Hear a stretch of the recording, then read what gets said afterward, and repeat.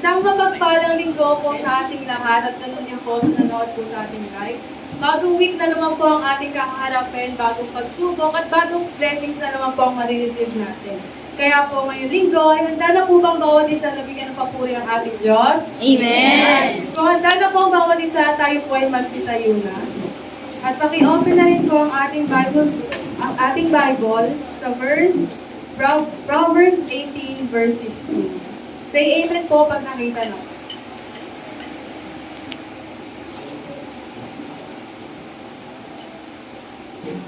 Babasahin ko na po. Sa Proverbs 18 verse 15, the heart of discerning acquires knowledge, for the ears of wise seek it out. Kung kayo po, may tatanong po pala ako sa inyo. Kayo po ba isang basong puno ng tubig or isa po kayong empty cup? Sige, sumagot mo kayo. Empty cup or puno kayo ng tubig? So, basong. Ayan. Okay, malaman natin ang sagot. Kung kayo po ay isang puno ng basong tubig, ibig po sabihin, puno na po kayo ng knowledge. Kumbaga, hindi na po kayo nag-receive ng knowledge or ng wisdom ni Lord. Kung isa naman po kayong empty cup, kayo po ay willing magpa-fulfill ng knowledge ni Lord at willing kayong pang-fulfill yung empty cup na meron ng areas ng life nito. So, babasahin ko po yung first line. In the heart of discerning, we have a capability to see and understand things clearly. Kung teachable heart ang meron tayo po ay magpupuntinyo na mag-seek tayo kay Lord ng knowledge and kaya po natin tumanggap ng mga correction. And for the ears of wise, seek it out. Yung ears po is nagsisimbolize siya ng obedience. Yung tenga po natin is ginagamit po siya para po makakinig ng preaching or makakinig ng mga payo sa atin sa paligid natin. Open ears po tayong matuto at willing po tayong i-align yung heart, yung action natin and yung heart natin sa teachings ni Lord. Now, let's pray na po. Let's bow our head and feel the presence of God.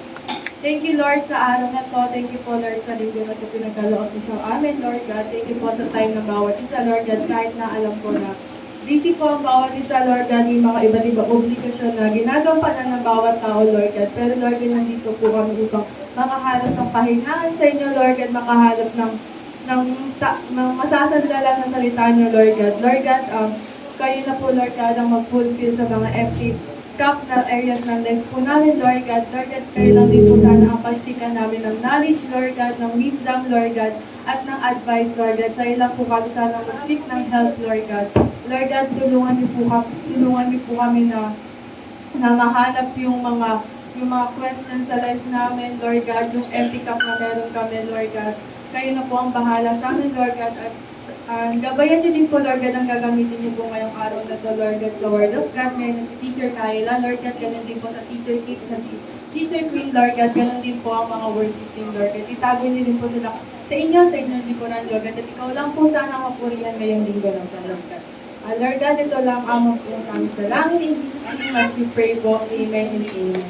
Ngayon po, tinatawagan ko na po ang mga nagaganda, nagkakapuhan na worship team. Amen! Ayan, a blessed morning, church. Sa bawat araw may panibagong hamon, pero sa bawat araw din may panibagong biyaya ang Panginoon. Kaya ngayong araw na to, ideklara natin araw-araw, pipiliin natin sumunod sa Kanya, mamuhay ayon sa Kanyang salita at magtiwala sa Kanyang wagas na pag-ibig. Kaya araw-araw, Panginoon, Ikaw ang kailangan namin. Sabay-sabay po tayo.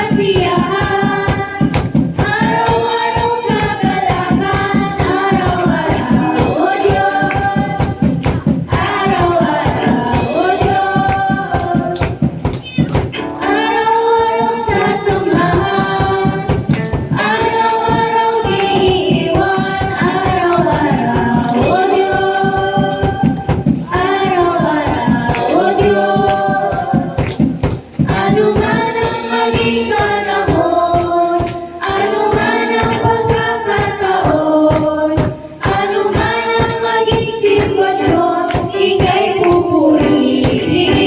Ikaw at ikaw pa rin.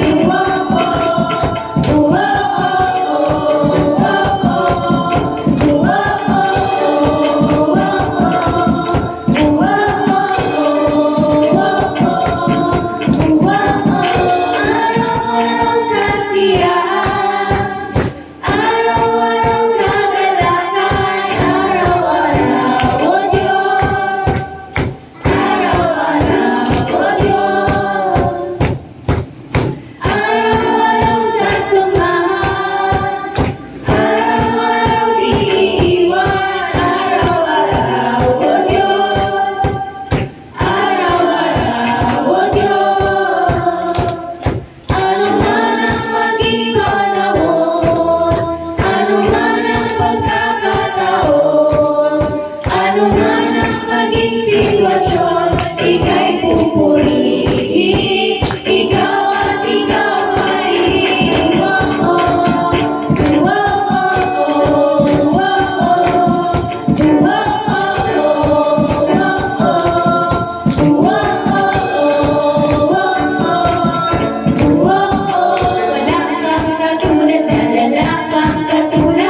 Wala kang katulad, wala kang katulad. Wala kang katulad, wala kang katulad. Wala kang katulad, wala kang katulad. Wala kang katulad, wala kang katulad. Wala kang katulad, wala kang katulad. Wala kang katulad, wala kang katulad. Wala kang katulad, wala kang katulad.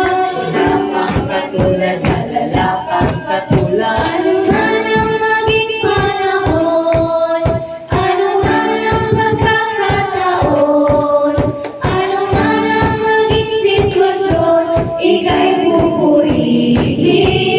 Ikaw at ikaw pa rin.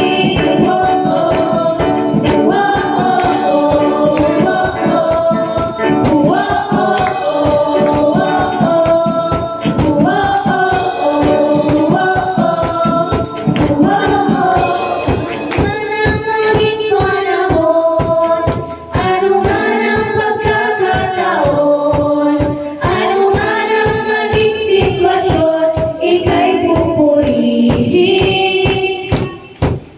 Ano man ang maging panahon, ano man ang pagkakataon, ano man ang maging sitwasyon, ika'y pupurihin. Ika'y pupurihin.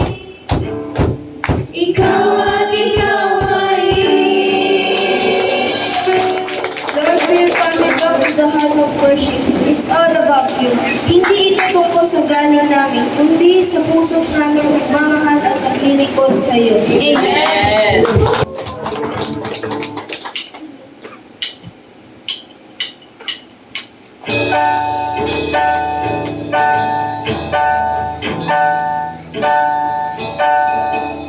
When the music fades, all has stripped away, and I simply come,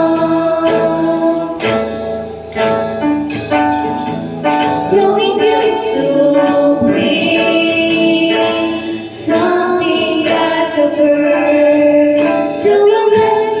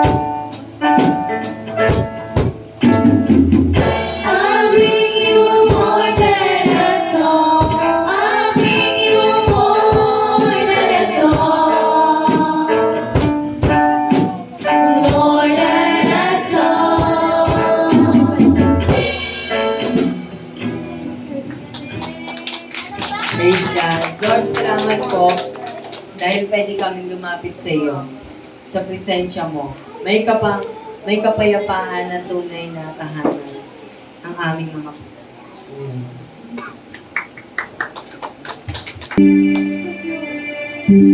Ang puso ko'y dinudulog sa'yo.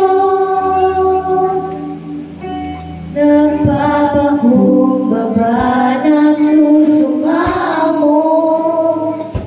Paging dapatin mo, ikaw ay mamasdan, makaniga, sa'yo ay pumisan.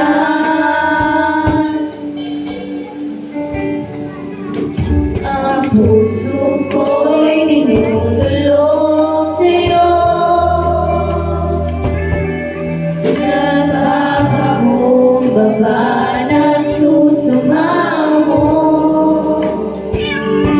Paging dapatin mo, ikaw ay mamasdan, makaniga, sa'yo ay pumisan.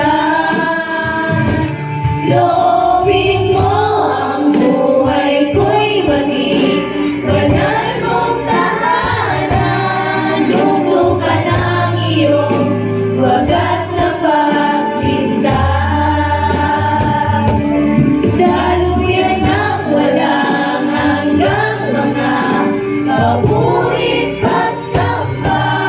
Magaling ka, O Diyos, ngayon at kailanman.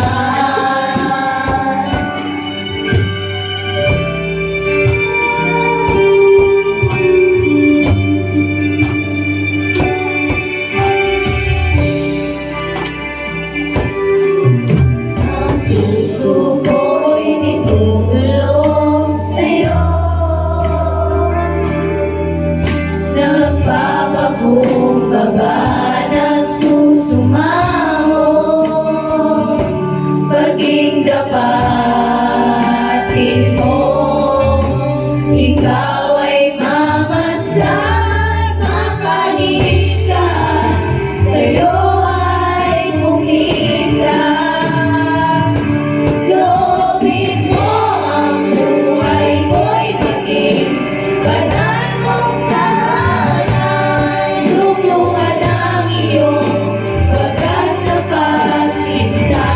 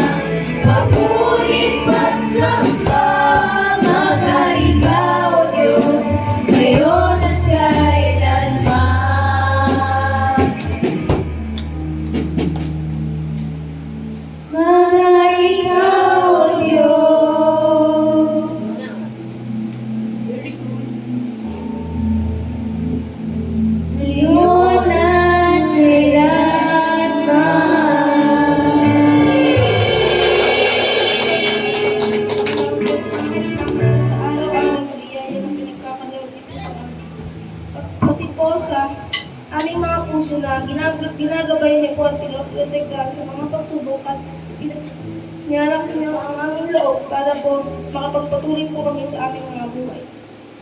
Maraming salamat din po sa bawat isa na pumunta dito sa church upang maglingkod sa iyo at kami po ay lilingkod sa inyo taos puso at buong kaluluwa. Maraming salamat po din sa mga ginamit niyo po ngayong araw na ito. Naway po lahat po kami ay ituloy niyo po sa aming landas at maging sandatan niyo po para kami ay magtagumpay sa aming mga buhay. Yun lamang po ang samot dalangin namin sa iyong araw na ito. In Jesus' name, Amen. Alam ko po ang bawat isa po sa atin ngayon is na-bless po sa worship ngayon. Kaya ngayon naman po ay dadako na po tayo sa testimony.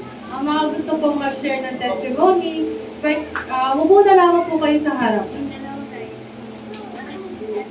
Nagtatawagan ko po si Ate Kim.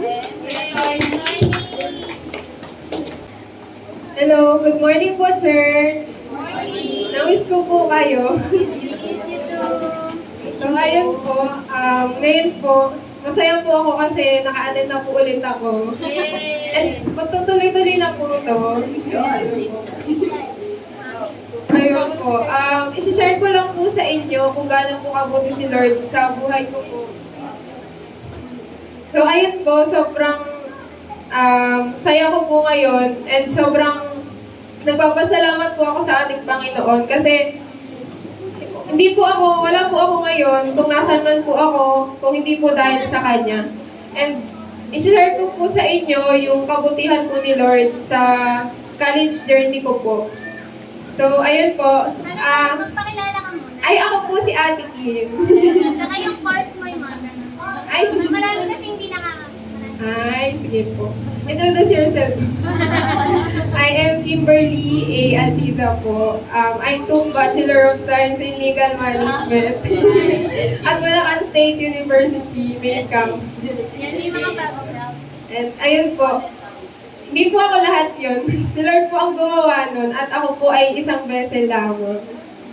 Ayun po, i-share ko po sa inyo na naaalala ko po nung nag-a-apply pa lang po ako sa BSU. Nandito po ako noon and Sunday po, nag-e-exam po ako, entrance exam po. Kasi online po yun. Tapos ayun po, nalala ko po nun, tinatanong pa po ako ni Kuya Chat ko ano yung ginagawa ko dun sa sulok. Eh nag-e-exam po ako dun kasi tanghali na, maaabutan na po ako. Tapos ayun po, grabe po kumilos si Lord sa buhay ko every single day na nag-aaral ako, na nasa bahay ako, na bumabiyahin po ako umaga, tanghali, o kaya gabi, ganun. At kung paano ko po naaabutan yung mga last trip. At hindi ko man po naabutan yung mga last trip, eh gumagawa po si Lord ng paraan kung paano po ako makakauwi ng safe, ganun. And dumating din po sa point na wala talaga akong pamasahe pa uwi kasi naiwan ako na pang jeep lang yung pera ko. Tapos ayun po, na bumabagyo, di ko alam kung paano po ako nakakauwi ng sobrang safe. Yung may mga yung may mga balita-balita na nangunguha ng bata.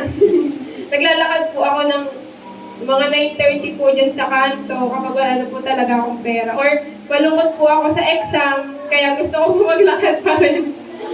Si Lord po lahat, sa kasiyahan po, sa kalungkutan. Kapag nahihirapan po ako, kapag nalulungkot ako, sa lahat-lahat po ng panahon, ganyan po siya. And wala po ako may pagmamalaki. Talaga, wala po talaga. Tapos ayun po, naalala ko po yung Diyos na kasama ko po. Kasi lagi, kahit nung bata po ako, bago pa lang po ako na-Christian, gano'n. Ang una po pong bago po yung Matthew 6:33 is yung Hebrews 13:8 or 9 po yata. Yung Jesus is the same today. Jesus is the same yesterday, today, and tomorrow.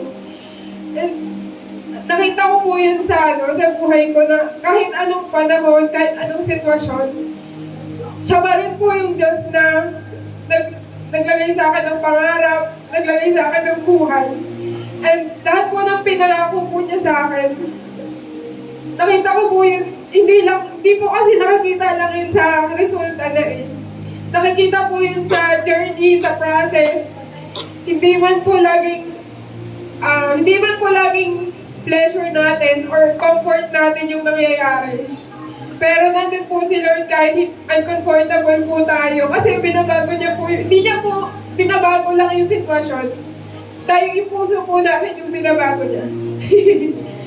So ayun po, nagpapasalamat po ako sobra kay Lord. Siyempre sa pamilya ko din po na binigay niya sa church, sa family ko na spiritual family ko po na kasama ko po sa journey kahit po natutuwa po ako pagka sobrang busy ko po at di po ako nakakapag-church pero pag nakasalubong ko po yung church kinakapos na po nila ako at sa messenger din po naghihintay po ako minsan na na may kakamusta sa akin kasi nahiya po ako pag di po ako nakaka-attend dati pero pinarealize din po sa akin ni Lord na kung yung church po, family po talaga siya. And whether umatid ka or hindi, ikaw pa rin yung pamilya na nakilala nila dati. Kasi yun po yung nagpapalakas sa akin. Kasi alam ko po na meron po nagpe-pray para sa akin kahit hindi ko po alam or hindi ko naman po nakikita. And nakikita ko po pag na yung mga baptist po lalo. Minsan malungkot po ako, tapos makakasalubong nila ako sa daan. Tapos yung mga youth, tinahag po nila ako kahit taga na po nila ako hindi nakikita. Namiss ko kaya kayo. Tapos ayun po, ito na po, babalita ko na po sa inyo. Gusto ko po sana kayo yung unang kasi hindi po eh. Ano ba yun? So ayun po, gagraduate po tayo ng magna cum laude. Kaya sa Diyos po ang lahat ng pagpuri at pasalamat. So isi-share ko po ito. Nakita ko po siya. Sa Bible. Magna ko daw. Opo. Sana all. Lalo na ang patutuwa si Paulo. All, hindi ka na. Sabi po sa 1 Peter 5:6, Therefore, humble yourselves under the mighty hand of God, that He may exalt you in due time. So, alam po ng lahat kung ano po ako kamahiyain. So, and ito po, hindi ko po ito, kung may ipagmamalaki ka man po, dapat po ipagmalaki po po yung kaputihan ni Lord. So, sabi po dito, humble yourselves, dahil, na-witness ko po. Ano po ba sa Ito yung tandaan nyo talaga to. Nagiya ka na lahat. Sabi dito, humble yourselves. So kahit ano man yung meron ka, kung ano man yung title na magkakaroon ka, or honor ka man, or kahit ano man yung in-describe nila sa'yo, dapat humble ka. Kasi naranasan ko na minsan, kapag nakakakurot ako ng konting glory, nakita ko kung paano talaga ako ibabagsak. So nakita ko talaga kung paano ako hinahambol ni Lord sa iba't ibang paraan. Nakikita ko talaga yun. Siyempre nasasaktan ako deserve ko kasi alam ko na ngayon kung para kay Dino talaga yun. So kung ako sa inyo, makahumble talaga kayo. And ayun, dito naman sabi, syempre, humble yourselves that He may exalt you in due time. So, dito naman, hindi kayo ang mag-shine. Si Lord ang mag-shine pa rin sa buhay niyo. So, huwag niyo isipin na kapag naging honor kayo, ay pinag-shine ako ni Lord. Si Lord pa rin dapat yung makikita na nag-shine talaga sa buhay niyo. So, ayun po. Lord, to God po. Praise God. Parang nakakapakabuti ng Lord, nag-iyakan na kami kasi kinikilabutan po talaga ako sa testimony. Itong batang ito po, at lahat naman ng bata dito, nakita ko po yung sacrifices nila sa kanilang buhay. At alam ko na si Ate Kim hindi nagpapakopya yan. So, alam ko pinaghirapan niya po yan. Hindi pa po siya college. Hindi na po talaga yan, kumbaga, ownership sa kanyang pag-aaral. Palakpakan po natin si Lord. Piniliputan po talaga ako. Imbis na yung luha ko, isa lang naging 3, 4. Yan. So, and balakpakan din po natin ang mga youth na ginamit po sa worship team kanina.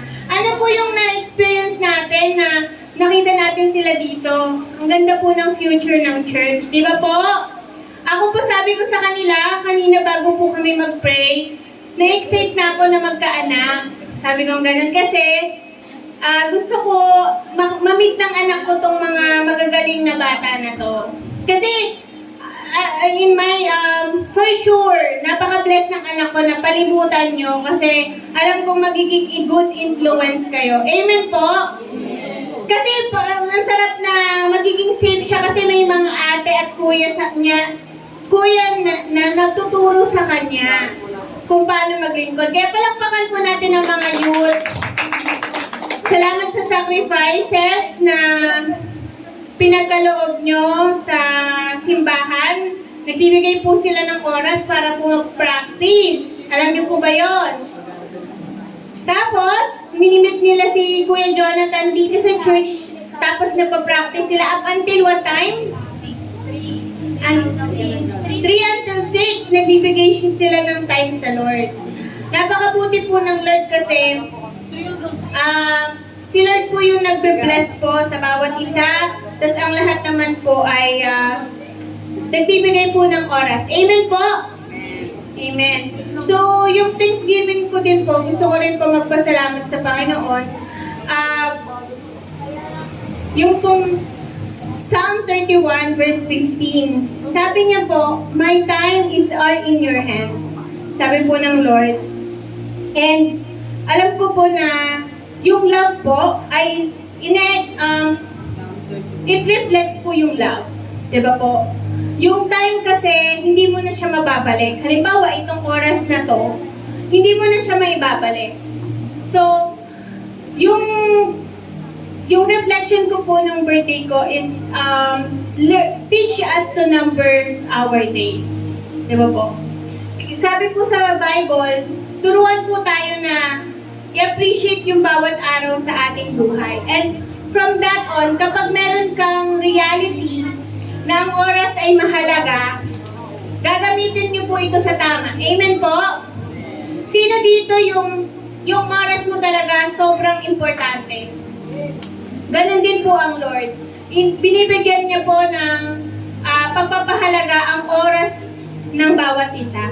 Kaya, ngayong bata ka pa lang, maging bata ka, enjoy mo yung buhay na yan. Sabi ko nga sa kanila, kapag nag-asawa na kayo, nagkaanak na kayo, iba na yung oras. Kaya yung single time nyo, ibigay nyo sa Lord.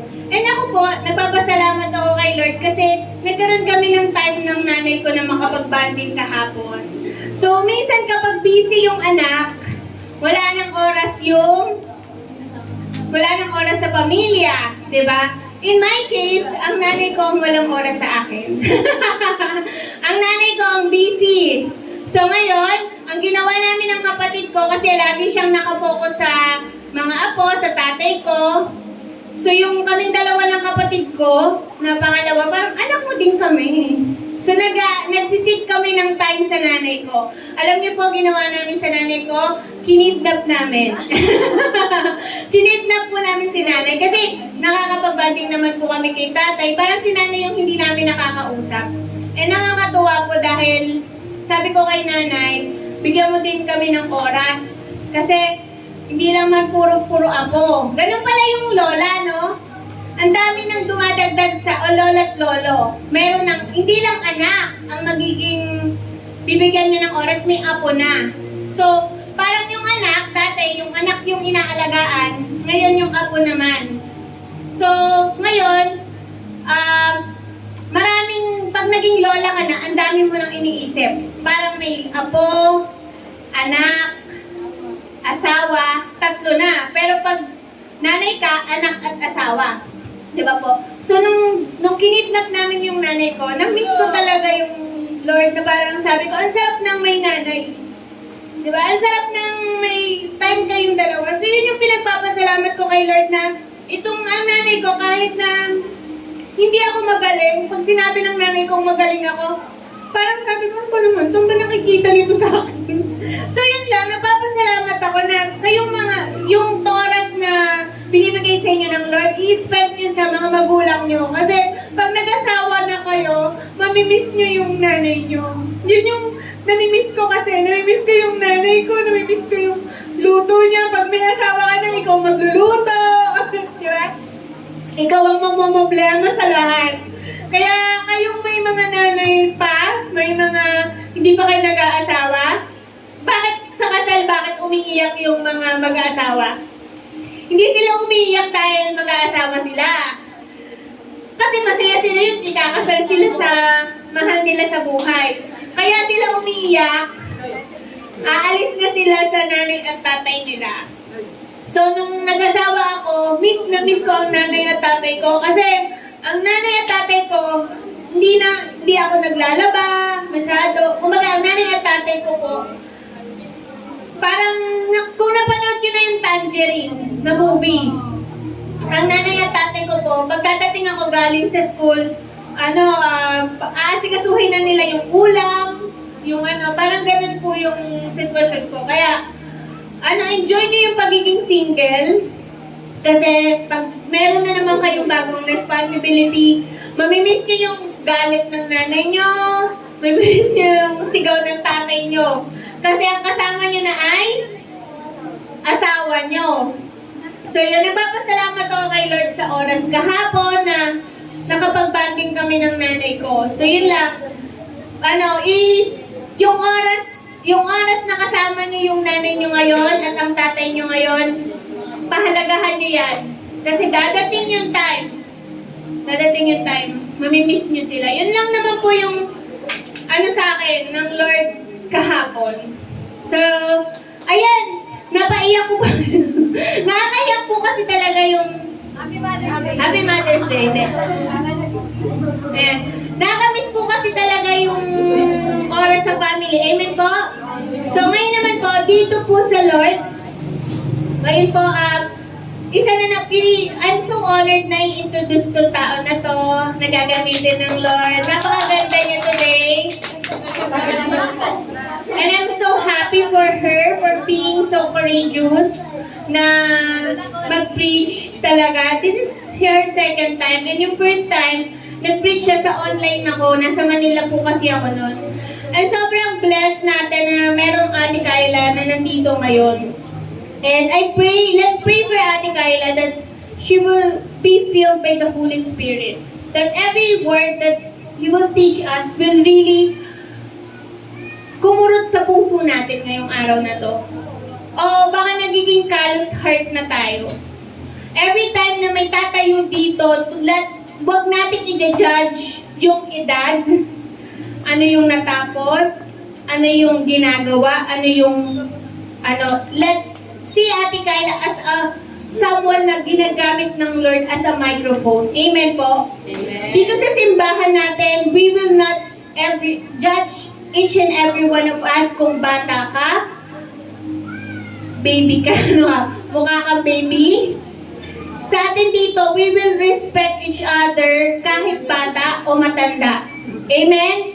Hindi lang po ang matanda ang kailangan ng respeto, kundi ang bata rin po. Amen? So, excited na po ba tayo sa Word of God through the life of Ate Kyla? Amen. So yan, gabayan po tayo ng Lord. Excited na po ba yung mga notebook natin, yung mind natin, yung mga problema? Ialis muna po natin yan sa ating isipan. Ayan, tinatawagan ko pong ating magandang ate, teacher, Ate Kyla, for preaching the Word of God. Good morning po sa lahat. Good morning, church. Inayayahan ko po ang bawat isa na tayo na po ay tumayo bilang paggalang po sa salita ng Diyos natin pong babasahin.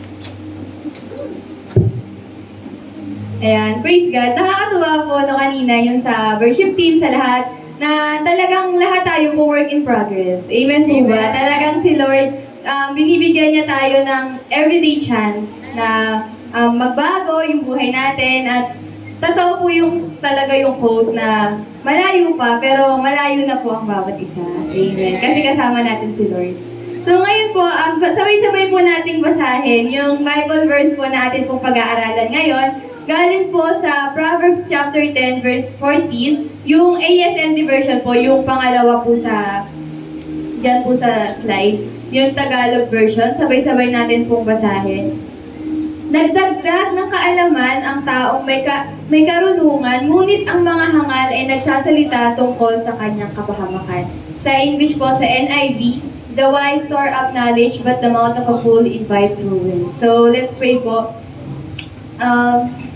Hallelujah, Lord, Father God, Panginoon. Thank you so much, Lord, for today, Panginoon, na pinagsama-sama niyo kami, Lord, na tipon-tipon, Lord God, as a family, Panginoon, to give praise, Lord God, to honor you, Panginoon, sa buhay po namin, Panginoon. And Lord, thank you so much po din, Lord God, na sama-sama po kami ngayon, na makakapag-aral, Lord God, ng salita po ninyo, Lord God, dito po sa lugarin na ito, Panginoon. And Lord, we are praying na yung pagsama niyo po, Lord God, ay ma-experience namin, Lord God, yung presence niyo, Panginoon, yung ma-experience po ng bawat isa, Panginoon. And Lord, may the Holy Spirit, Lord God, yung maturo po sa bawat isa, Panginoon, na ikaw po, Lord God, yung ma-encounter namin, Panginoon, yung seed na itatanim niyo sa amin, Lord God, yung message niyo po na itatanim sa buhay namin, Panginoon, ay tulungan niyo kami yung puso namin ay maging matabang lupa, Lord God, na mamunga ito, Lord God, sa tulong po ninyo. Ma-apply namin ito sa buhay namin, magkaroon ng increase sa buhay po ng bawat isa. Gayun din, Lord God, we are praying sa mga makakasama namin, makakanood nito, Lord God, nitong video po sa bahay nila, Lord God, at kung nasan man sila, Panginoon, I pray na kung paano ka namin ma-encounter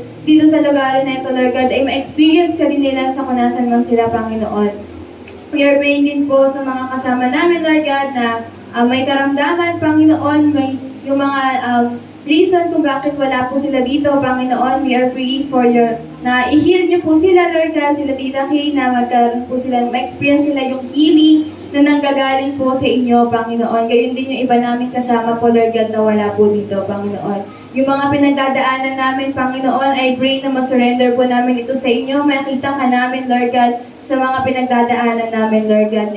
Ikaw po, Lord God, yung makita namin yung pagkilos po ninyo, Panginoon. And Lord, we are praying na walang gawa ng kaaway ang mag-prosper, Lord God. Hindi namin nahayaan yung worries, distractions, yung hinder sa amin para hindi ka namin makita. Mag-focus kami, Lord God, sa inyo po. Mag-focus yung isip at puso namin sa inyo lamang po, Lord God, at makatagpo ka namin sa araw na ito. We lift this up, everything to you in Jesus' mighty name. This we pray.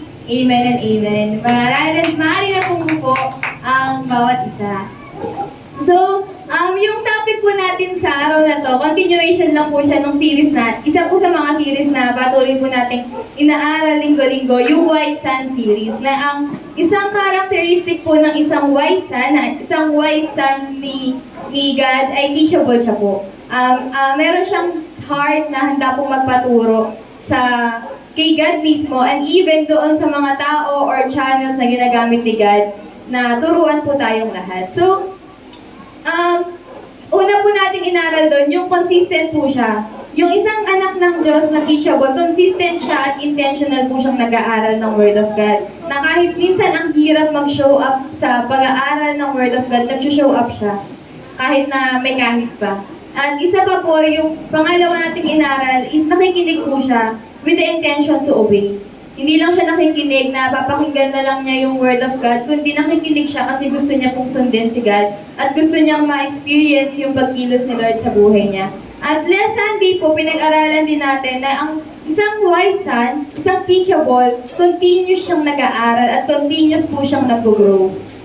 Inaral natin na hindi lang sila nagsisettle, hindi sa kung nasan lang sila ngayon, gusto nila na mag-grow pa sila, gusto nila na mag-improve pa sila sa buhay na meron sila. They always desire na mag-improve po sa buhay nila. At ngayon po, ang aaralin natin, mag-go deeper tayo po na yung wisdom kasi hindi lang siya sa ano ba yung meron tayo inside. Ano ba yung na-acquire natin everyday? Ano ba yung na tinuturo sa atin ni Lord sa Word of God na araw-araw nating inaaral? Kundi ano ba yung nagpo-flow out? Ano ba yung lumalabas? Ano po yung outward? Ano yung nire-release natin sa buhay natin, sa patuloy nating nag-aaral po ng salita ng Diyos? In our actions and especially po sa words natin. Today, magpo-focus po tayo sa words.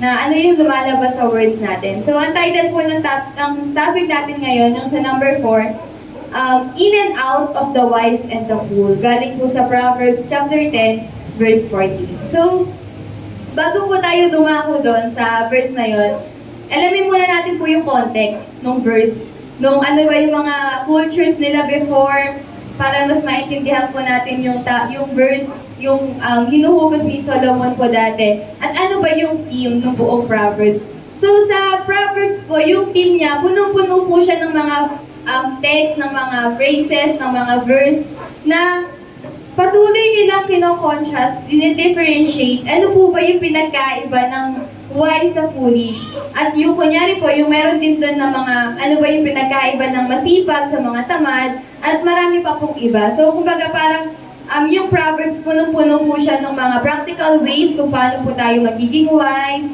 ano ba yung mga dapat nating gawin, ano yung dapat nating iwasan. So, dito po, ito rin pong, nung culture nila na sinusulat po tong verse, yung wisdom before, pinapass down po siya through generations orally. So, ibig sabihin, oral. Kunyari, parang ganito pong setup, through words. Well, kasi, before, wala naman silang mga, wala silang books, wala silang notebooks, wala silang Bible, wala po silang gadgets. So, ganito lang yung parang setup na meron sila. Yung magtitipon-tipon sila, tapos may magtuturo po.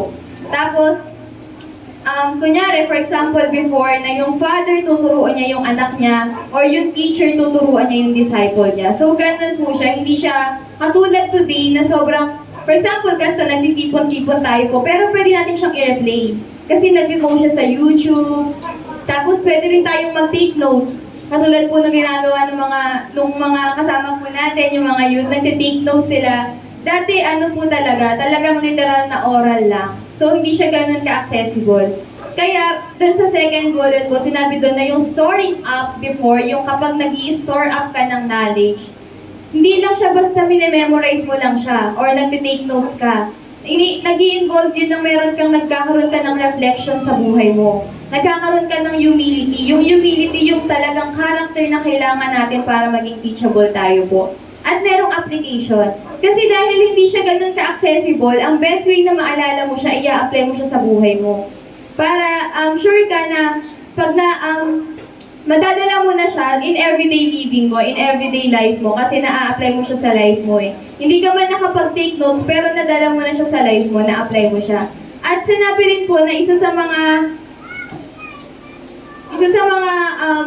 culture po nila before, na yung mouth o yung words was seen as a major indicator po ng ano yung puso ng isang tao, ano yung character niya. Marami naman pong mga indicator para malaman kung ano yung puso ng isang tao or yung character niya. Pero before, yung isa sa major indicator po is yung kung paano siya magsalita. Kumbaga, pag narinig nila yung isang tao na ganito siya magsalita, ito yung character niya. Ito yung heart na meron siya. Ito yung laman ng heart niya. So, ganun po yung culture nila before na dahil alam natin siya, mas maiintindihan po natin ito pong Proverbs chapter 10, verse 14. So, ito po yung overview niya, yung buong verse. Ito yung parang overview ng verse niya na a wise and teachable person po, nag-grow siya kasi nag-receive siya ng wisdom. So, yun po yung inward. Nag-receive ka ng wisdom. And is careful in how he releases it. Ito yun naman yung outward. So, yung tao daw po na teachable, nag-grow siya kasi nag-receive siya at nag-release siya in a proper way. Yan. So, let's proceed po. Doon naman muna tayo po sa inward.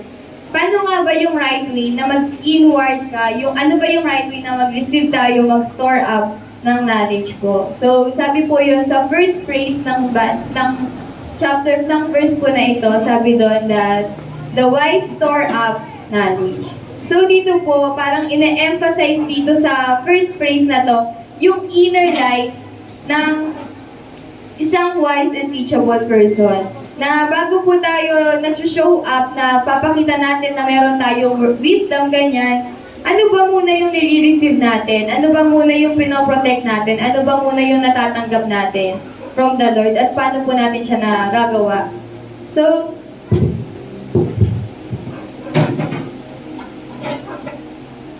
ayan. Natin po siya, parang word by word. Yan. Sabi po, di ba po, the wise store of knowledge, yung store up po doon, yung Hebrew meaning niya, is parang tinetreasure mo yung knowledge. Tinetreasure mo siya, tinatago mo siya, pinoprotect mo siya kasi sobrang valuable niya sa'yo. So, hindi po siya, dahil doon, parang opposite siya nung parang impulsive ka or careless ka, na kunyari na-receive mo yung wisdom, impulsive ka na i-release na yun agad. Kasi parang, alam ko na to, gusto ko na siyang i-share agad or gusto mo na siyang ilabas agad sa'yo. Hindi daw po ganun, pero hindi rin naman siya yung sinasabi po nating hoarding. Pag sinabing hoarding, di ba po parang kunyari, gusto mo sa'yo na. Gusto mo sa'yo lang. Kunyari, may bagyo, mamimili ka ng sa grocery, bibilin mo na yung marami. Hindi naman siya ganun. Sabi po dito, it's not about hoarding knowledge to look smart. Kundi, sa pag-i-store up daw po, binavalue mo yung truth so deeply na hino-hold mo siya at nagme-meditate ka po doon. So parang pinipicture nun yung isang tao na nakikinig siyang maigi po sa knowledge at nagtitake note siya sa puso niya. Kumbaga parang tinitake note niya yun sa heart niya, ini-store niya yun sa heart niya. At hindi lang basta-basta ini-store mo siya sa heart niya. Di ba sabi nga po, hindi siya hoarding hindi mo siya hino-hoard. Kasi alam mo, nagagamitin mo siya, and use it when the time is right. Meron pong perfect timing in releasing din yung wisdom. Hindi siya basta-basta lang na kapag na-receive mo na siya, i-release mo na siya agad-agad. Dapat hindi tayo nagmamadali. Kasi kapag kunyari hindi pa ganun ka-clear yung instruction sa atin ni God, na kunyari for example po, isa sa mga example is yung kunyari sa finances. Pag si God, isa sa mga tinuturo sa akin ng mga mentor ko, na kapag si God daw, binigyan ka niya ng biglaang pera, yung hindi mo siya ina-expect, itago mo lang muna siya as savings.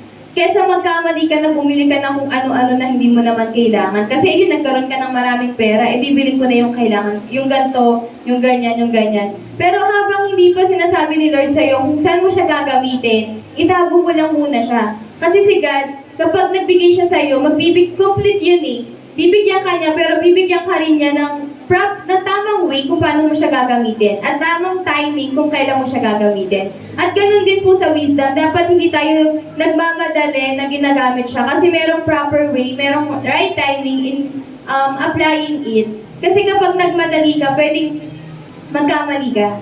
Di ba po, parang laging sinasabi sa atin yun, na kunyari, for example, nagkaroon tayo ng sinasabi nating gusto mo naman talagang, nagkaroon ka ng wisdom gusto mo siyang i-share sa isang tao na alam mong nangangailangan doon. Pero hindi ka nag-communicate kay God ng perfect timing doon sa pag-a-advise sa isang tao. Kahit sa tingin mo word of wisdom yung na-share mo, minsan hindi siya talaga totally nakahelp doon sa tao kasi hindi pa siya ready na ma-receive yun. So, nasasayang.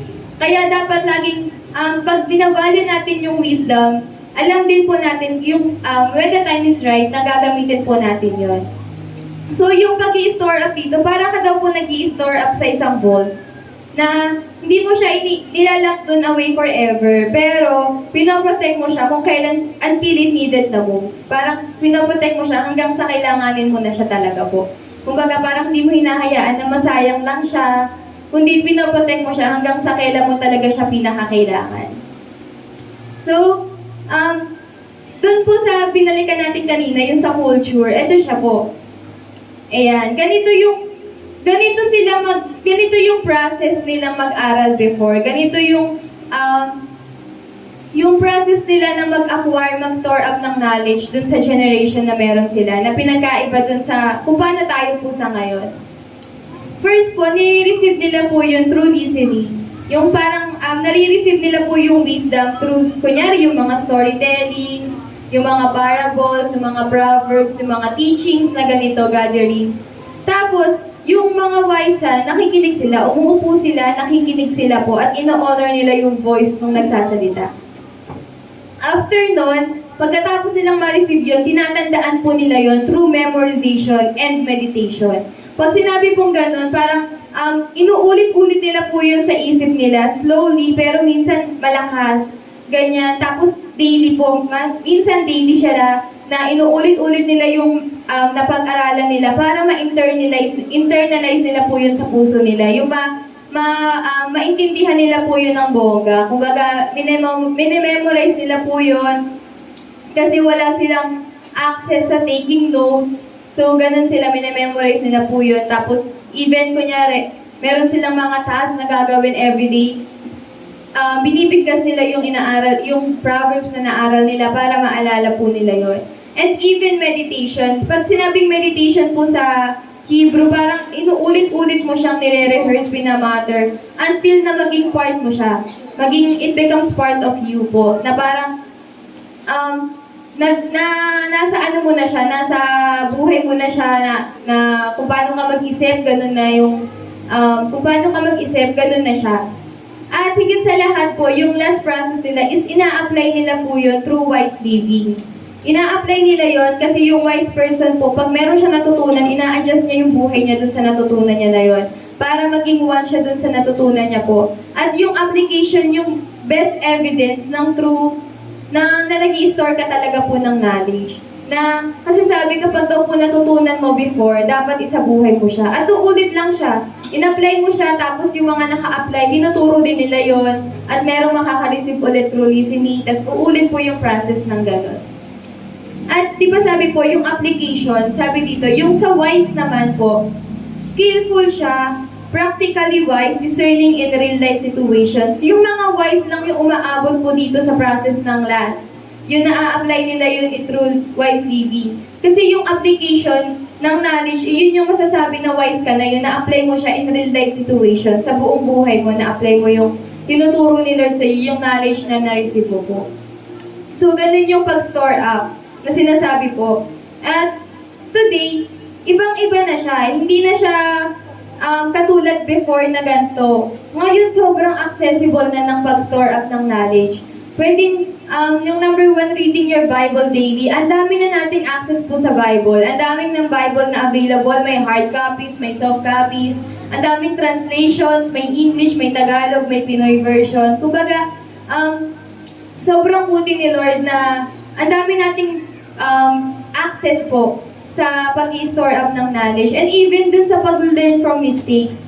Si Lord sobrang galing niya na yung mistake mo kaya niyang i-turn into lesson. Na tuturuan ka din niya dun sa mga mistakes na nagawa mo para matuto ka, makapag-store up ka ng knowledge galing dun. Hindi siya nasasayang.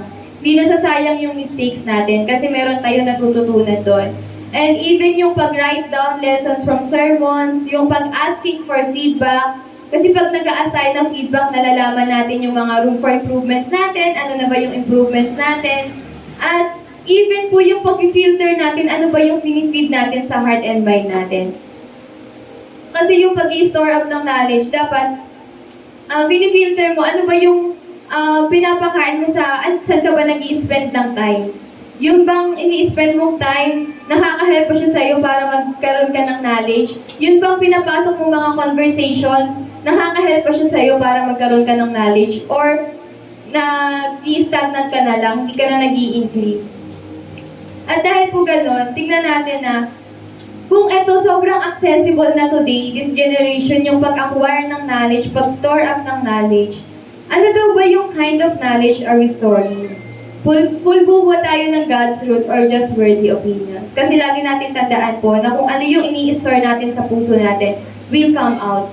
Lagi siyang lalabas. Especially, minsan nakala natin madideceive natin yung sarili natin na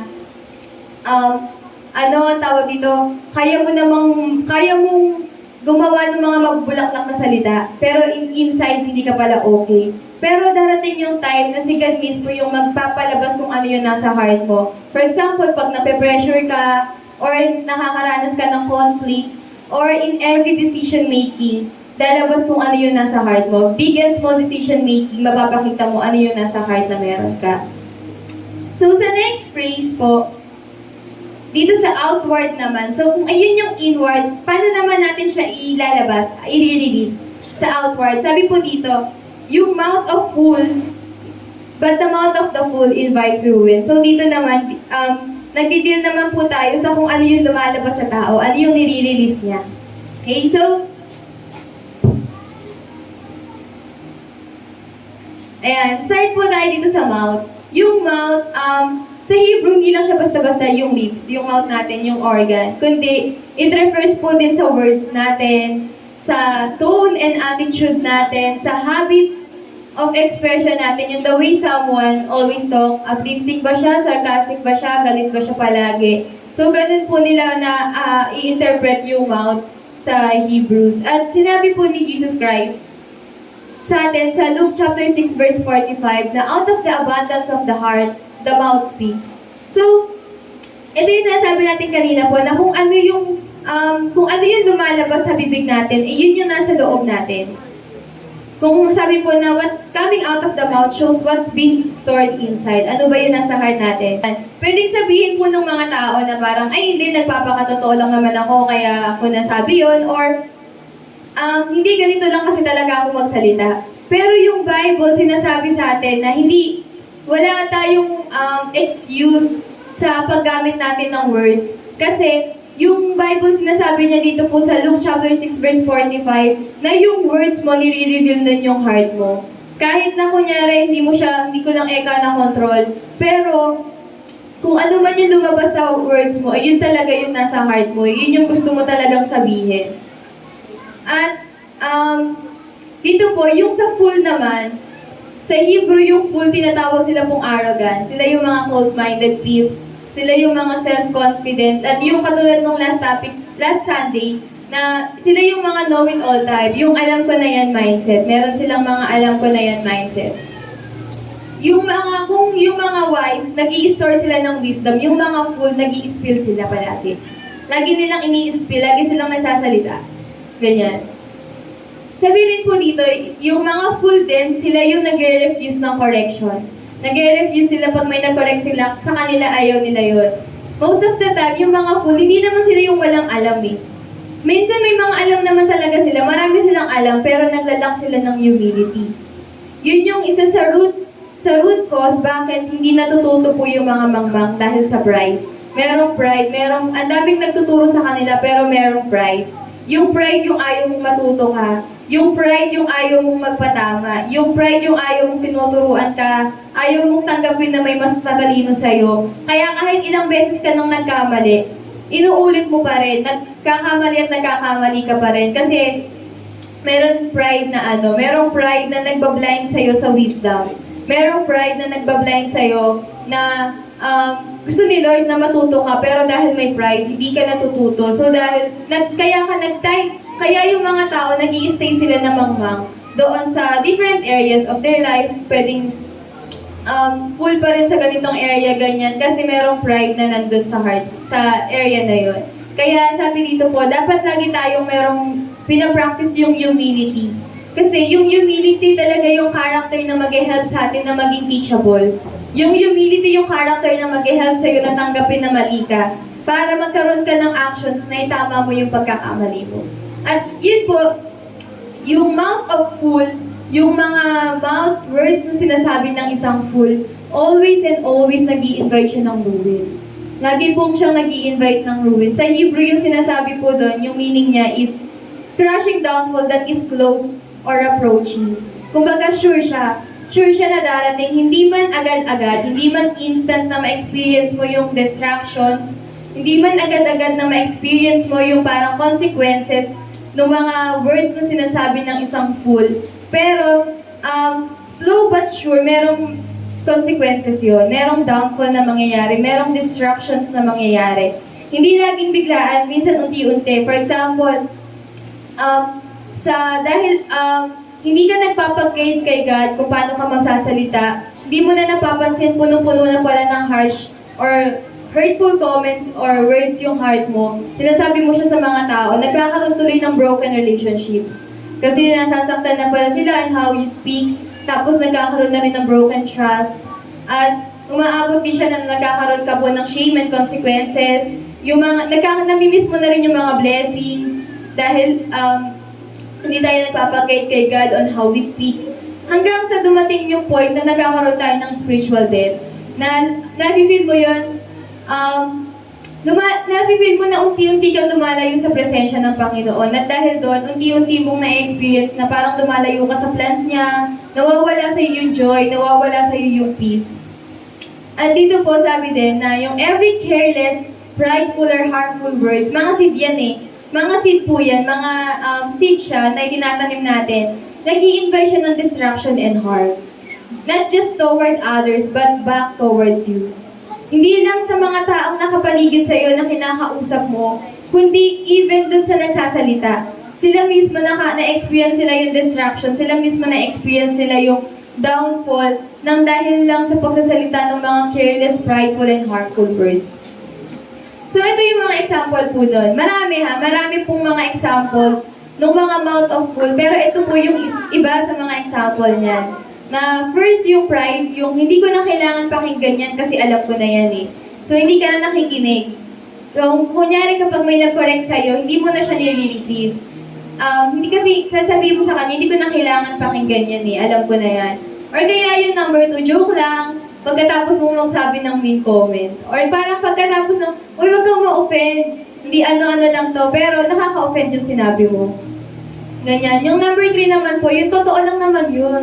Totoo lang naman yung sinabi niya, pero sinabi mo siya, wala kang intention talaga na sabihin yung totoo. Ang intention mo talaga doon, na masaktan siya dun sa, alam mo yun, yung truth kasi hindi ka naman talaga, masasaktan ka pero masasaktan ka na yung pain maglilid sa'yo sa growth. Pero minsan may mga tao na totoo lang naman yun, pero ang intention talaga nila, pababain yung taong kinakausap nila na yun. And even yung chismis. Yung chismis, isa rin siya sa mga mouth of fool.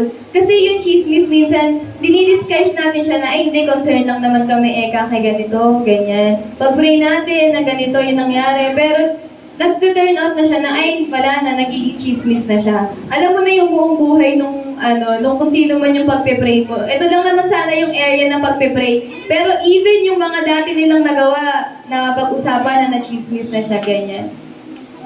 Tapos, even daw po yung pag-i-speak nang hindi ka nagpe-pray muna kasi nag-delete siya sa emotional reactions. Kung kanyari nakikipag-usap ka sa someone, kapag hindi mo muna siya pinag-pray, most of the time yung reaction mo emotional lang. Based on emotions. Even yung lagging, yung pagsisinungaling, kahit anong kulay man yan, white lies man yan, lahat po yun ng lying, mouth of fool. At last po yung defamation, yung paninirang puri.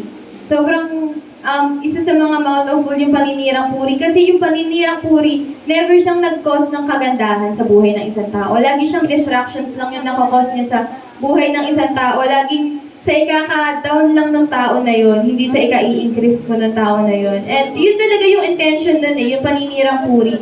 Sinisiraan mo talaga siya. Meron talagang distractions po na nangyayari. At marami pa pong iba. Marami pang ibang example ng mouth of fool na parang paano na isang tao out of foolishness, ganun yung mga nasasabi niya. Pero ang lang po dito, lagi nating tandaan na yung mga foolish words, hindi lang niya naaapektuhan yung sinasabihan mo, yung kausap mo. Naaapektuhan niya, na-destroy niya mismo yung pinaka-speaker nun. Ikaw mismo, yung sarili mo naaapektuhan, nasisira dun sa mga sinasabi mo na yun. Kasi hindi ako naniniwala na pagkatapos mo magsabi ng nakaka-offend na comment, happy ka.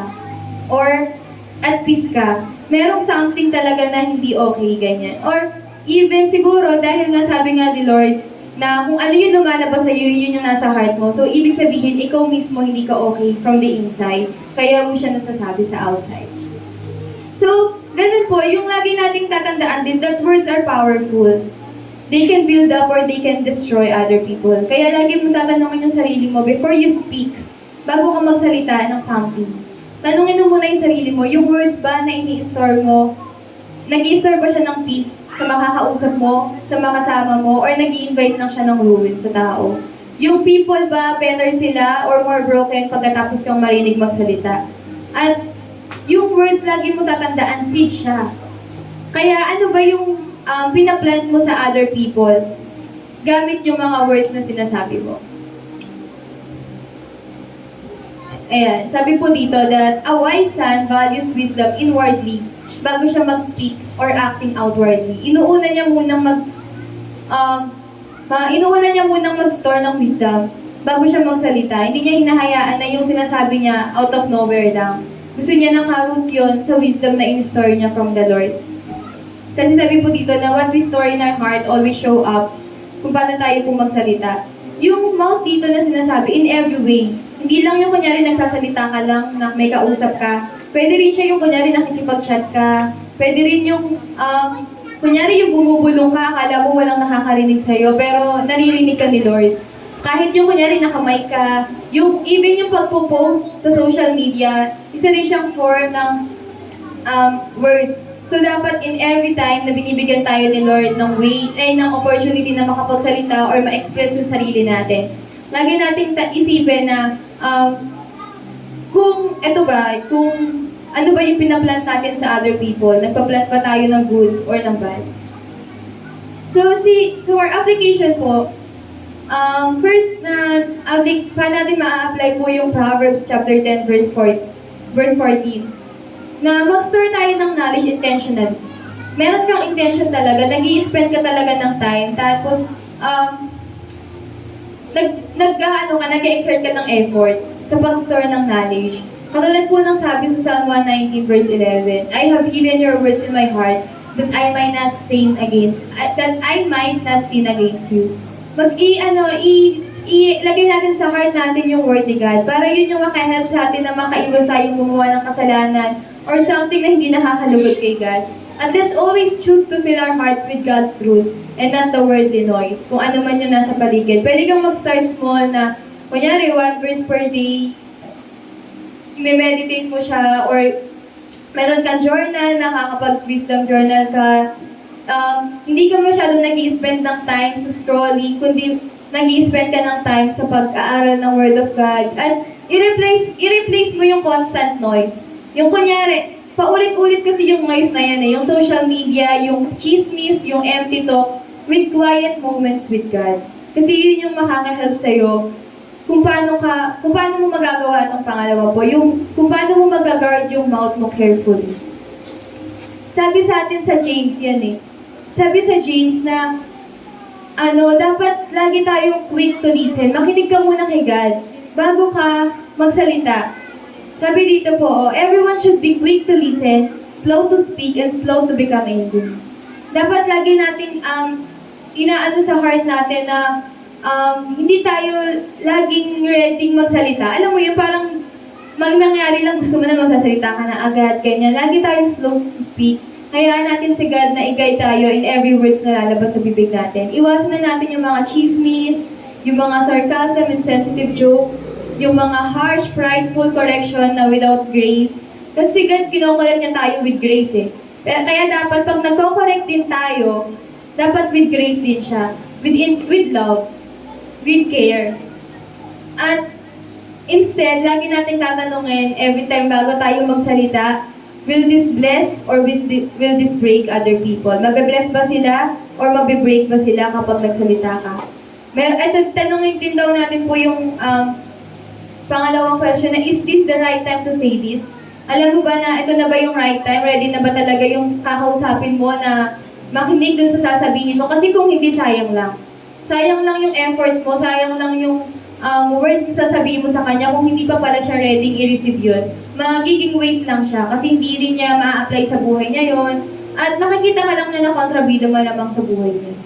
Ganyan. At sabi din po, dapat ba, lagi mo rin isipin na tama yung tone mo. Tone ba siya ng wise at humble heart o tone siya ng tao na nagmamarunong. Ganyan. Sabi po dito na speak only what builds up, encourages truth, and honors God. Sabi po sa Ephesians chapter 4 verse 29. And also dapat magkaroon po tayo ng accountability partners. Be accountable to each other. Na kunyari nakikita mo na yung ibang tao na yung friend mo, yung ka-church mo, ka-D group mo na hindi na talaga siya okay magsalita. Maging accountable ka sa kanya. Magkaroon ka ng accountability partners to check on you. Kasi sabi po dito sa Proverbs 27:17, as iron sharpens iron, so one person sharpens another. Isuroon mo yung sarili mo ng mga taong makakatulong sa'yo. Isuroon mo yung sarili mo ng mga taong wise, God-fearing people, na mga mentors mo, na mga accountability partners mo na maaasahan mong mag-help sa'yo na maging better sa pagsasalita, maging better sa pag-release ng Word of God, ng wisdom, at mag-invite ka ng feedback palagi. Tsaka, lagi rin natin sabi po dito, yung share what God is teaching you. Kasi you never know who needs to hear yung tinuturo sa'yo ni God. Kaya ang ganda nung may testimony. Kasi hindi mo alam kung sino yung talaga yung, hindi mo alam na yung nakikinig, kailangan niya pala yung testimony na meron ka. Ganyan. At last na application po, araw-araw, piliin mo yung wisdom. Araw-araw, choose wisdom kasi sobra siyang makakatulong sa'yo. Sabi dito po na yung a wise person, hindi naman siya nabuhay na wise na siya agad eh. He is made. Ganon din yung fool. He is made kasi dahil siya sa mga decisions mo eh, sa mga everyday choices mo. Dahil po dito, yung wisdom kasi requires discipline and commitment. Hindi naman instant or automatic na matalino ka na. Hindi instant na matalino na yung isang tao, ganyan. May disiplina siya na araw-araw niyang ginagawa sa buhay niya, na pinipili niya palagi yung tama at meron siyang commitment na araw-araw niya nga pong sinasabuhay yung discipline na meron siya. At last, sabi po dito na yung a wise son has a wise father. Hindi ka naman, mag-isa lang. Pinapakita dito yung source. Na meron kang source. Meron tayong source, si God. Meron tayong source na kaya tayo magiging matalino kasi meron tayong wise father. Yung wisdom kasi hindi naman siya galing sa atin eh. Kung galing sa atin yun, magiging limited lang siya. Kung galing sa atin yun, magiging emotional lang siya. Pero galing siya kay God. Nag-flow siya from God. Kaya, kung gusto nating maging matalino, kung gusto nating maging mamuhay ng maayos, ng nakaayon kay God po, dapat maging connected tayo doon sa true source, which is si Father, which is yung Father natin, which is si God. Katulad daw po ng isang puno, na magandang puno ng good tree, nagpo-produce siya ng good fruit. Ganon din po na if we are rooted in Jesus Christ, for sure we will naturally po na magbe-bear ng good fruit din, ng wisdom din. Sabi yun po sa John 15:5 na apart from Jesus Christ, we can do nothing at lasting time. Kaya kung gusto nating mas maging matalino, dumikit lang po tayo kay God palagi. Kasi yung growth natin in wisdom, yung increase na meron tayo sa buhay natin, yung good fruit na meron tayo po, hindi siya dahil sa effort natin, kundi dahil dependent kasi tayo kay God. Nakadepend kasi tayo dun sa source. At dahil nakadepend ka sa source, tawag dito, unlimited ka. Unlimited yun ang bibigay sa'yo ng source. Hindi lang siya basta-basta limited. Yung wisdom mo, lahat yun ang gagaling sa relationship na meron ka kay God. So yung wisdom mo, nakabase siya dun sa kung gaano ka kalalim kay God, kung gaano kalalim yung pag-spend mo ng time everyday sa Panginoon. Kaya sabi po dito, ito po yun nasa baba, at the end of the day, hindi ka nagiging matalinong anak just by trying hard. Hindi dahil masipag kang mag-aral, hindi dahil masipag kang umattend ng Sunday service, masipag kang umattend ng Bible study, marami kang matatalinong taong kasama, matalino ka na. Pero nagiging matalino tayo by staying close to the wise Father. Yung fellowship natin kay God, yung magpupush sa'yo na maging matalinong tao. Yung fellowship mo kay God, yung magpupush sa'yo na magkaroon ka ng mga wise decisions in life. Maiwasan mo na gumawa ng mga wrong decisions at magkaroon ka ng hindi mouth of food, kundi mouth of wisdom na nagagaling sa Panginoon. And for our conclusion po, sinasabi dito na ang a wise son stores knowledge at ginaguard niya yung words niya. Yung teachable, hindi lang siya nag-grow inside, hinahayaan nila na yung wisdom na na-receive nila, sinishape nun kung paano siya mamuhay at higit sa lahat kung paano siya magsalita. And yung Proverbs chapter 10 verse 14, binawarn niya tayo na yung foolish speech, lagi siyang harmful. Meron siyang harm na dala sa buhay natin. Lagi siyang merong distractions na dala sa buhay natin. Ini-invite niya yung ruin and destruction to us na nagsasalita at nakakasad even to other people na kasama natin. Kaya church, wag lang tayong basta-basta mag-accumulate ng knowledge. Na lagi lang tayong nag-accumulate, nag-aaral, kundi i-observe natin yun sa buhay natin, isabuhay natin siya, at sabihin natin siya, speak natin siya with purpose na nagagaling po kay God. And let us become the wise son and daughters God called us to be. Ayun naman yung calling natin na maging wise tayo. Hindi by accident, pero by intentional pursuit of His voice and of His wisdom. Choice natin na everyday, i-pursue natin yung ano ba yung sinasabi ni Lord sa atin, ano ba yung wisdom na binibigay ni God sa atin, ano ba yung voice ni Lord. yun yung hinahanap natin everyday. And let's keep growing by first listening more than we speak. And second, speaking only kung ano yung nakaka-heal, ano yung nakaka-honor kay God, ano po yung nakakatulong sa mga makakasama natin sa buhay. So, yun po, sama-sama po tayong tumayo and let's pray. Pag-pray natin po kay God, pasalamatan natin si Lord for His Word, giving us life and wisdom, and ma-treasure natin siya araw-araw. Pag-pray natin kay God na linisin niya yung puso natin from pride, linisin niya yung puso natin from impatience and any attitude na nag-resist ng corrections. At ipag-pray natin kay God na turuan niya tayo na i-store yung truth niya sa puso natin, not just in our minds, but deep in our hearts through consistent learning. At last po, pag-pray natin kay God na tulungan niya tayong i-guard yung mouth natin. I-guard yung on how we speak, so that yung words natin would heal, would honor, and build others up. So let's pray po. Hallelujah, Lord. Hallelujah, Lord Jesus Christ, Panginoon. Lord, maraming salamat po, Panginoon, sa message nyo sa amin ngayong araw na ito, Panginoon, na patuloy kami, Lord God, na mag-store ng knowledge, Lord God, at i-guard namin, Lord God, yung words namin, Panginoon. Hayaan namin na kayo yung mag-guide sa amin, Lord God, na kung paano kami magsasalita po, Lord God, kung paano, saan niyo man po kami dadalhin, Lord God, sa school man, sa work, sa ministry, sa family, sa community, at kung saan man. We are praying, Lord, na bigyan niyo kami ng desire, Lord God, to always connect to you, Panginoon. Na if you want to be wise, Lord God, if you want na maging matalino, Lord God, maiwasan yung mga wrong decisions, Lord God, magawa, Lord God, mapili ka namin palagi, Panginoon. We are praying na tulungan niyo kami, Lord God, to have always fellowship in you, Lord God, to stay connected sa inyo po, Panginoon, kasi apart from you, we can do nothing, Lord God. Kaya, Lord, we are praying na sa lahat po ng nandito ngayon, Panginoon, we will receive, Lord God, yung guidance na nanggagaling sa inyo. We will receive yung help na nanggagaling sa inyo for us to be humble, Panginoon, for us to be teachable, Panginoon. We will receive yung presence nyo, yung blessing na ino-offer nyo po sa amin sa araw-araw, Panginoon. And Lord, tulungan niyo po kami, patuloy niyo po kaming tulungan, Lord God, na mamuhay ng merong teachable heart, Lord God, ng merong humble heart, Panginoon, to receive yung anuman, Lord God, yung message na patuloy niyong tinuturo sa amin sa araw-araw, Panginoon. And Lord, tulungan niyo kami na mag-guard yung words namin sa lingkod na daanan every day. Sa habang nabubuhay kami, Lord God, we are praying na yung words namin will heal other people, will honor you, Panginoon, and will build other people na makakarinig na to. At gayon din sa sarili po namin, Panginoon. We are praying for this week na dadaan. May you bless us, Lord God. May you continue to teach us, may Lord God. We are thankful, Lord God, kasi sobrang patient niyo po sa bawat isa. Na patuloy niyo kaming tinuturuan, Lord God, na ina-accept niyo, Lord God, that we are a work in progress. At patuloy niyo kami with love, kino-correct, tinuturuan, nire-review at tine-training, Lord God, Panginoon. And Lord, kayo na po sanang bahala sa amin, sa pag-uwi namin, Lord God. May yung protection na nanggagaling sa inyo, yung guidance na nanggagaling sa inyo, ay mapasa amin po, Panginoon.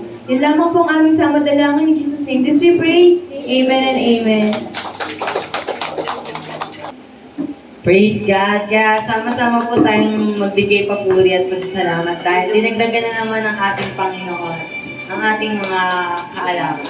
Amen. Amen.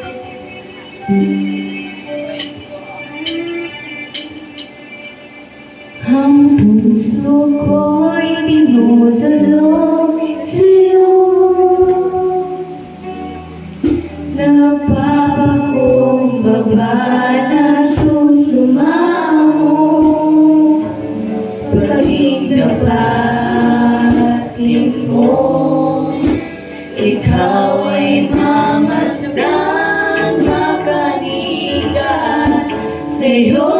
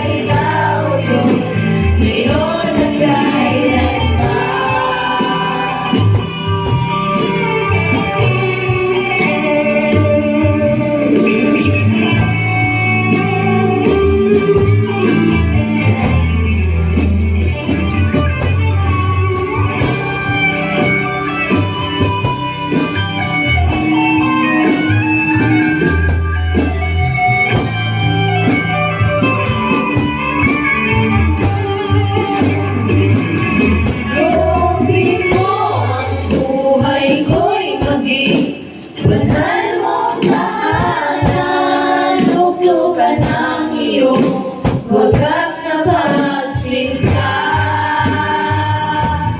Daluyan ng walang hanggang mga mapuring pagsamba. Magari ka, O Diyos, ngayon at kailanman. Loobin mo ang buhay ko'y maging banal mong tahanan. Lubungan ang iyong wagas na pagsinta. Daluyan ng walang hanggang mga kapuring pagsamba. Magari ka, O Diyos, ngayon at kailanman.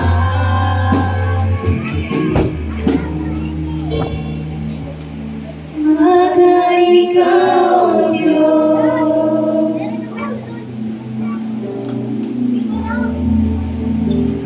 ngayon at kailanman.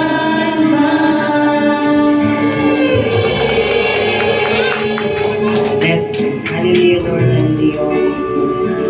Diyos namin makapangyarihan, Diyos na piniling. Maraming salamat po, Ama, sa araw na ito. Sa linggong pinagkaloob niyo po sa buhay ng bawat isa. Maraming salamat po sa mga kapatid namin. Nagpuri at nagsamba sa iyo. Maraming salamat po, Ama, sa mga ginamit niyo po sa gawain ito sa volunteers. At maraming salamat po, Ama, dahil binigyan niyo po kami ng karunungan sa araw nito. Binigyan niyo na naman po kami ng isang maganda at magagamit na karunungan na magagamit namin sa pang-araw-araw. I pray God yung ingatan niyo po kami sa aming pagbuli at dala-dala po namin ng wisdom na aming natutunan ngayon. Dala-dala po namin ito para sa haharapin naming araw at sa ipagkakaloob niyo po. At alam po namin na magagamit namin ito. Maraming salamat po sa katagumpayan na gawain ito na pinagkaloob niyo po at pinagpala niyo, Ama. Maraming salamat po. Ingatan niyo po kami muli. Tumimo po sa amin ang salitang inyong hinayag ngayong araw. At ikaw po ang mapuri at sambahin sa araw-araw. Maraming salamat po dahil kinatagpo niyo po kami sa araw na ito at tinuruan. In-inward po namin yung salita at nawa po ito yung mag-reflect at ma-share pa po namin sa aming mga kapatid. Maraming salamat po, Ama, sa araw na ito. Ito lang po ang samat na lang in Jesus' mighty name. Amen.